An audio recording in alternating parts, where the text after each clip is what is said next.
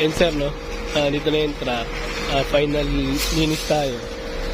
Kasi yung pinapalagay natin spacer sir, no? Meron naman. Lagay naman sila.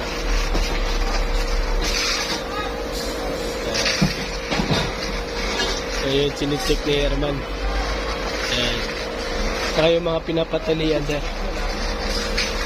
Set na rin yung tansi nila para sa level ng bulo. Truck mo. Ayan. Dito na yung truck mix mo natin. Yun. So, ready na yung pumpcrete natin. Pinapaayos na. Simulate lang nila sir yung reach to ng pumpcrete, no? So ready naman na.